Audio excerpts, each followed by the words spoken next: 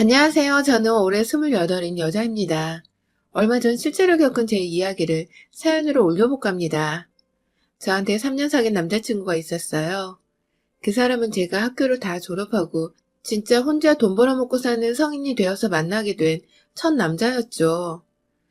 대학원에 지나가고서 거의 졸업 논문이 막바지에 다다랐을 때 친구들끼리 마지막 한잔하며 으쌰으쌰 하자고 술집에 갔다가 친구의 친구로 나타난 그를 처음 보게 되었어요. 키가 180은 훌쩍 넘어 보였던 그 사람은 남색 와이셔츠에 흰 면티 그리고 잘 빠진 청바지에 백팩을 메고 나타났어요. 모두의 이목을 집중시킬 만한 외모와 기럭지 그리고 스타일까지.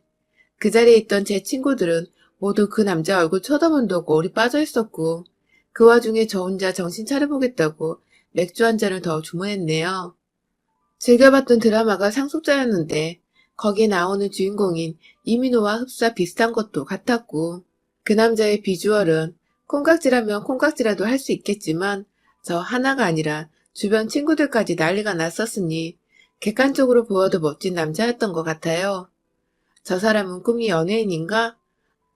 혹은 연예인을 준비하는 연습생인가 싶어서 완전히 저 같은 평범한 사람과는 어울리기도 힘들 법한 사람이라 여겼어요. 그날 보고 나면 다시는 못 볼 사람인데 눈길 하나 주지 말자는 마음으로 애써 맞은편에 앉아있던 친구와 논문 얘기를 하면서 고생길이 훤할 것 같은 우리의 앞날에 대해 걱정을 했어요. 술자리 내내 술을 마시면 마실수록 힘들고 스트레스 받은 것들이 막 입 밖으로 나오면서 완전히 술이 취했을 때의 막판에는 친구랑 둘이서 대학원 때려칠 거라고 친구들 앞에서 깽판까지 부렸다더라고요. 그런데 아직도 기억나는 게 그 난리가 난 상황에서 먼 대각선에 앉아있던 그 남자가 굳이 제 앞으로 와 어디서 받아왔는지 뜨거운 꿀물 하나를 건넸어요. 그 바람에 전 뭣도 모르고 그걸 다 마신 후 술이 좀 진정되었지만 맞은편에 있던 친구는 그대로 엎드려서는 탁자 위에서 골아 떨어져 잠이 들었답니다. 졸지에 술에서 깼는데 뭔가 야리꾸리한 이 분위기가 어색해서 억지로 술이 깼다는 말을 하며 밖으로 나와 곧장 택시를 타고 먼저 집으로 들어갔어요. 그게 남자친구와의 마지막 만남일 거라 생각을 하면서 미련도 없이 집으로 간 거였죠. 그런데 그날 새벽까지 주변 친구들에게서 끊임없이 연락이 왔어요. 술자리를 마무리 짓고 각자 집에 도착했다던 친구들은 저마다 호들갑을 떨면서 전화를 했는데 요지는 다 똑같았어요. 아니 글쎄, 그 남자애가 저한테 관심 있으니 전화번호를 달라고 친구한테 부탁을 했다더군요. 그 자리에 사람이 거의 8명 가까이 있었는데 그 사람이 다 듣고 있는 앞에서 고백하듯이 말입니다. 그래서 친구는 제 전화번호를 건네주었고 다른 사람들은 모두 저희 두 사람이 얼마나 진전이 있는 건지 확인하고자 연락을 했던 것이었어요. 아직까지 따로 연락 온 것이 없었기에 좀 얼떨떨했는데 친구들은 그런 제게 하나 둘 말을 하더라고요. 어쩐지 그 남자애가 절 자꾸 쳐다봤다고. 어쩐지 술 취한 애는 2명인데 저 하나만 챙기겠다고 주방에 들어가 한참 사정을 하더니 꿀물을 받아왔다는 거예요. 누군가의 챙김을 받는 것이 꽤나 설레고 기쁘더군요. 그것도 멋있고 잘생긴 이상형 같은 남자한테서 온전한 관심을 받았다는 생각에 괜히 혼자 마음이 들떴습니다. 그렇게 제 번호를 알고 있다는 그 남자의 연락을 매일같이 기다리고 또 기다리길 한 사흘쯤 흘렀나? 연락이 드디어 왔어요. 대단한 드라마를 찍은 건 아니었지만 우연히 만나게 된 그날 저한테 첫눈에 반했다면서 단둘이서만 만나서 커피를 마시든 밥을 먹든 데이트를 하고 싶은데 언제 시간이 괜찮냐고 물어봐주던 그 남자의 말에 전화를 끊고서 한참 동안이나 혼자 이불 안에 들어가 발을 동동 구르며 좋아라 했답니다. 그렇게 저희는 정말 아주 우연히 만난 술자리에서 호감을 가지고는 남자친구의 적극적인 대시로 순식간에 연인이 되어버렸어요. 나중에 알게 된 것은 제 남자친구는 저희와 동갑이지만 제가 다니던 대학원의 대학에 아직 재학 중인 학생이었고 그 학교에서는 꽤나 유명한 선배이자 남자였다고 하더군요. 물론 다른 게 아니라 외모가 너무 출중해서 말입니다. 졸지에 한 학교의 유명인사를 사귀는 여자애가 되어버린 전 모르는 사람들의 관심까지 한 몸에 받아버리게 되었지만 나름 재밌고 또 신선했어요. 평생 남의 관심이라곤 받아본 적이 없이 살아온 제가 어쩌다 이렇게 눈에 넣어도 안 아플 멋진 남자친구를 사귀게 되었나 싶어서 오히려 뿌듯하기도 했어요. 이랬던 남자친구와 저는 거의 3년을 가까이 연애를 하면서 깊은 관계를 유지했습니다. 제가 외모만 보았더라면 절대 이 사람과 오랜 시간 만나지 못했을 거예요. 잘생겨봤자 성질머리가 더러우면 상종하고 싶지 않았을 테니까요. 하지만 이 사람은 외모만큼이나 성격이 참 고운 사람이었어요. 남자한테 곱다는 표현이 웃길 수도 있지만 섬세하고 진중하고 또 매사에 촐싹거리지 않고 차분한 것이 딱 곱고 착하단 표현이 어울리는 사람이었죠. 형이 하나 있는데 어릴 적부터 형한테 뺏기고 맞으면서 자라느라 무언가를 가져보고 욕심내는 것에 아직 서툴다며 그중 처음으로 욕심내고 다가가 보려고 한 것이 저였다면서 달콤한 말로 사람 귀와 마음을 흔들어대던 이 남자에게 저는 해가 지날수록 완전 홀딱 빠져버리게 되었습니다. 그렇게 매일을 처음 만나는 사이처럼 알콩달콩하게 잘 지내다 보니 저는 어느새 직장인이 되었고 남자친구도 저 취직하고 1년 뒤까지 취준생활을 하다가 마침내 한 회사에 채용이 되었어요. 애초에 저는 대학원까지 졸업을 했었고 나름 학점관리에 취업 준비도 똑부러지게 했었기에 좋은 회사에 취업을 할 수 있었는데 생각보다 잘 풀릴 거라 여겼던 남자친구는 사정이 정반대였어요. 학교 자체가 인서울 상위권인 학교이기도 했고 남자친구가 외모도 잘생겼고 사람이 반듯한 걸로 킹카라 소문이 나 있었기 때문에 전 당연히 이 사람이 학점 관리도 착실히 했고 또 취업도 나름 잘 준비했을 거라고 생각을 했는데요. 막상 졸업을 하고도 취준 생활을 1년 정도 이어가길래 옆에서 도와주고 싶은 마음에 이력서나 자기소개서 첨삭을 해주려고 한 적이 있는데 정말 가관이더라고요. 학점은 평균 3주차 넘기지 못했고 토익 800점짜리 말고는 이렇다 할 자격증이나 어학 점수가 없었어요. 안 그래도 문과생들은 취업하기 힘들다고 대학 가서 취업 준비에 먹을 맴만 살고 있는데 이 사람은 완전 남일처럼 그걸 손 놓고 대학을 다녔나 보더라고요. 처음엔 당황스럽고 살짝 실망이 되려고 했는데 이내 마음을 도로 잡았습니다. 내가 좋아하던 사람은 공부를 잘하고 못하고를 떠나서 나에게 잘해주고 날 설레게 해주던 온전히 성격 좋고 잘생겼던 사람이었으니까 학점은 그럴 수 있을 거라며 애써 이해를 해보려고 노력을 했죠. 그렇게 다시 으쌰으쌰해서 남친 취업을 도와주고 격려해주고 다행히도 비교적 규모는 작지만 망할 일은 절대 없는 탄탄한 중소기업에 들어갔습니다. 서로 직장인이 되어 만나니 전보다 훨 어른이 되어 만나는 것만 같아 또 색다른 기분이 들었어요. 제가 직장을 먼저 다닐 적에는 월급을 받는다는 이유로 제가 데이트 비용을 주로 내는 편이었는데 남자친구가 취업을 한 이후로는 자기가 돈을 내고 싶다며 먼저 데이트 비용을 지불하고 이런 식으로 저희는 서로에게 부담이 되지 않는 선에서 최대한 배려를 하고 맞춰주면서 큰 싸움이나 마찰 한 번 없이 잘 연애를 해갔습니다. 그러다가 남자친구가 문득 결혼 얘기를 꺼냈습니다. 함께 결혼해서 데이트를 하는 기분으로 매일을 살면서 미래를 갖고 나가보는 게 어떠냐고 물어보더라고요. 결혼에 대해선 아직 20대이고 해서 전혀 생각을 하지 못하고 있었는데 먼저 얘기를 꺼내주니 저도 내심 하고 싶다는 생각이 들더라고요. 그렇게 저희는 자연스레 서로의 동의하에 먼저 결혼을 결심하게 되었고 그때부터 차근차근 양가 부모님께 인사를 드리는 시간을 가지게 되었습니다. 사실 남자친구는 저희 부모님을 만나본 적이 몇 번 있었어요. 데이트를 하며 늘 저를 집까지 바래다 주던 사람이어서 오고 가는 길에 부모님이 미안하고 고맙다며 집안으로 부르신 적이 있었죠. 대단히 친한 건 아니었지만 집안에서 같이 차도 마시고 가끔 주말이면 밥도 먹고 가곤 했던 사람이었던지라 저희 친정 부모님께 결혼 허락을 받아내는 것은 딱히 어려움이 없었습니다. 하지만 남자친구 쪽은 좀 달랐어요. 연애를 하는 동안 제가 남자친구 집 근처로 갈 일이 없었을 뿐만 아니라 도통 남자친구가 부모님과 전화통화조차 잘 하지 않으니 제가 옆에서 그들의 대화를 듣거나 접해볼 기회가 전혀 없었거든요. 제게는 완전히 상상 속 미지의 인물들이었던 시어머니와 시아버지, 그리고 남편의 형, 긴장이 살짝 되긴 하더라고요. 그러다가 결국 예비 시부모님을 만나 뵈는 약속이 잡혔는데요. 바로 남자친구의 집에서 말입니다. 최대한 단정하게, 하지만 일어서고 앉는 동안 불편함이 없도록 연한 살구색 파스텔 톤의 참한 바지 정장을 입고서는 찾아갔어요. 손에는 엄마랑 머리를 쥐어짜고서 결정한 과일 바구니 선물 세트 하나 큼지막하게 사갔고요. 그렇게 떨리는 마음으로 남자친구의 뒤에 서 있다가 문이 열리자 활짝 웃으면서 집 안으로 들어가려는데 웬 개 한 마리가 wal발 짖으면서 현관으로 뛰쳐나와버렸습니다. 이빨을 드러내며 짖어대던 치아와는 바로 남자친구네 반려견이었는데요. 아니, 개가 있다면 이따 말을 해줄 것이지.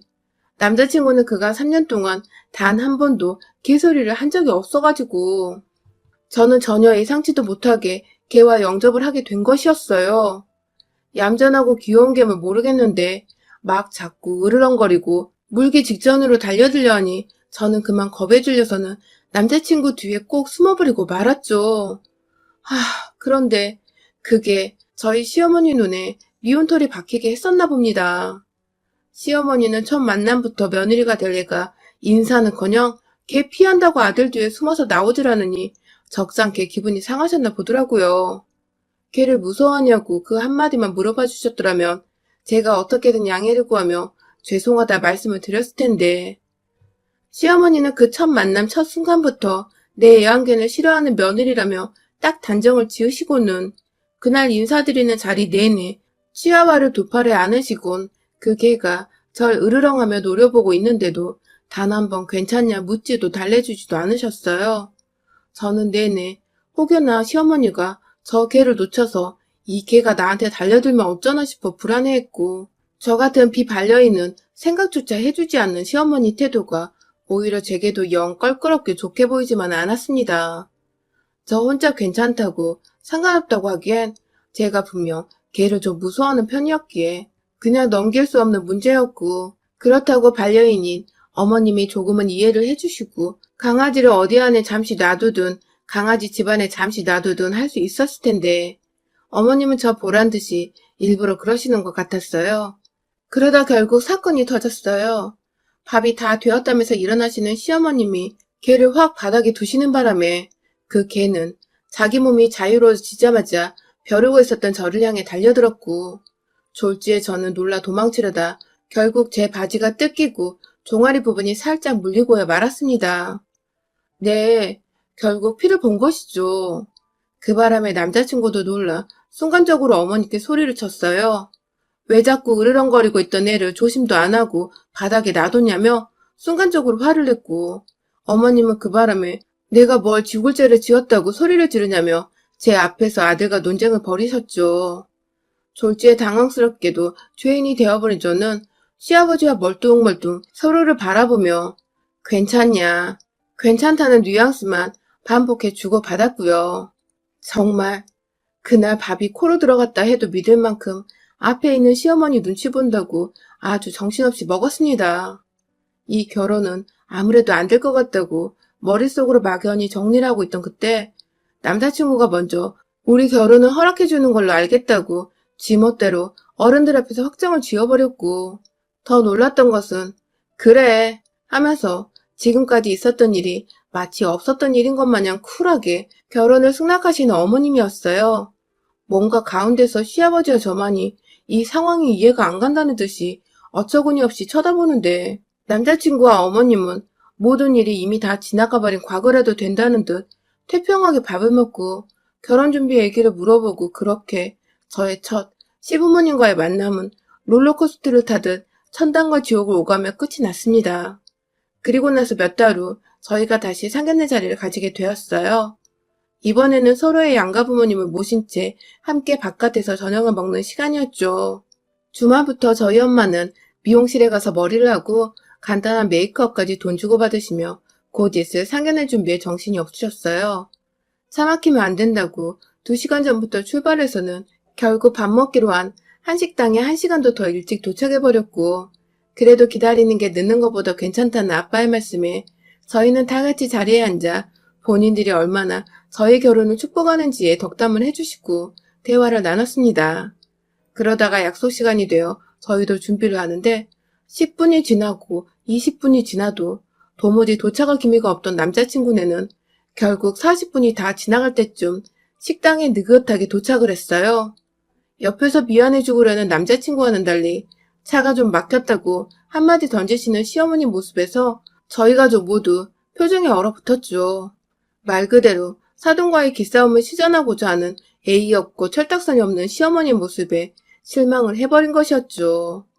미안하다는 말 없이 자리를 잡고 앉은 시댁 어른들은 이내 배가 고프다며 빨리 주문을 하자고 해서 저희 부모님도 엉겹결에 주문을 했어요. 도착한 지 2시간이 다 되어가는 와중에도 메뉴를 제대로 보지도 않았던 저희 부모님은 시부모님 재촉에 아무거나 주문을 해버리곤 당황해 서로를 쳐다보셨습니다.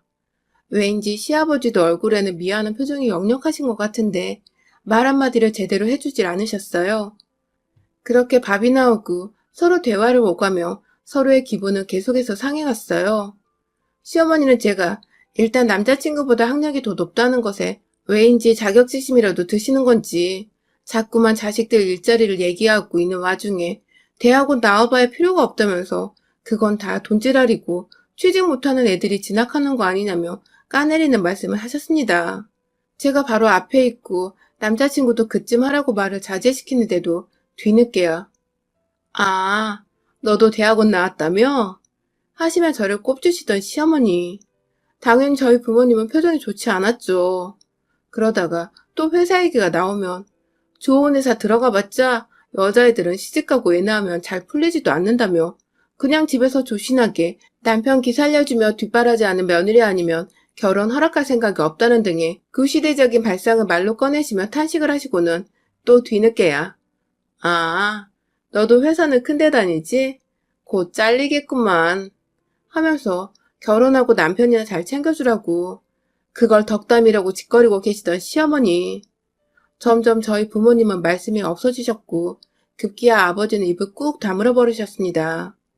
남자친구와 예비 시아버지도 그런 저희 아빠 표정을 보시고는 이제 진짜 안 되겠다 싶었는지 시어머니 말씀하실 때마다 헛기침을 하시고 괜히 한번 쳐다보며 그만하라 눈치를 줬는데 시어머니는 이 자리에서 완전히 사돈기를 죽이고 아들보다 좋은 대학 나와 좋은 직장 가진 며느리 기세를 꺾어보기라도 하겠다는 듯이 말을 이어가셨어요.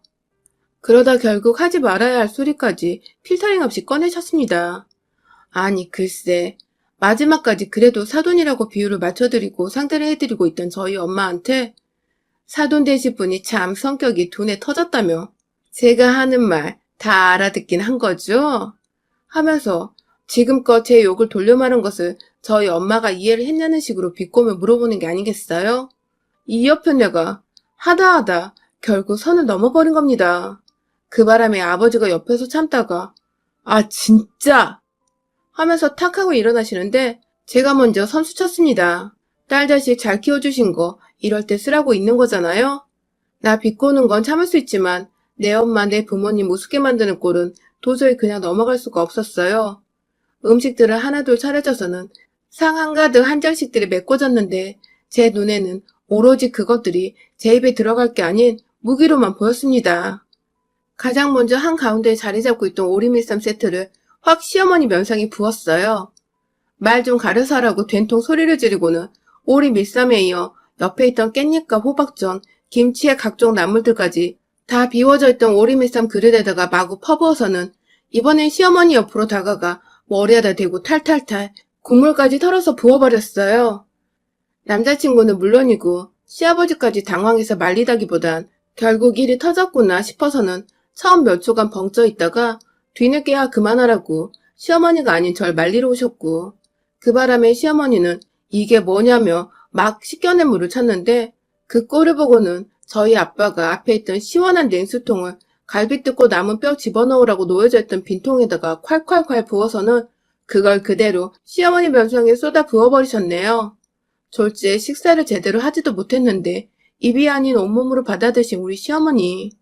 당황해서는 눈만 껌뻑껌뻑 하면서 앞만 쳐다보더라고요. 저희 엄마를 말입니다. 그런 모습에 저희 엄마는 제 속이 통쾌하도록 헛웃음을 지으시며 제가 딸 하나는 참 잘 키웠죠? 하며 비꼬시고는 저까지 데리고서는 그 자리를 벗어났습니다. 나가는 길에 저도 시어머니 얼굴 한 번 더 보면서 당신 같은 시어머니는 집 한 채를 줘도 싫다며 가운데 손가락을 짠 하고 날려줬어요.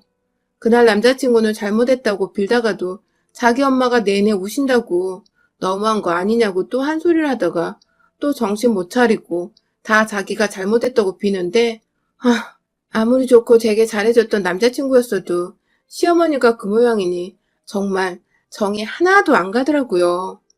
역시 결혼은 현실이란 말이 딱 맞아떨어지는 대목이었습니다. 완전히 이별을 통보한 후에도 한동안 매달리겠다고 저희 집을 찾아왔지만 얼마 전 저희 아빠랑 독대를 하고서는 그 후론 더 이상 오질 않더군요.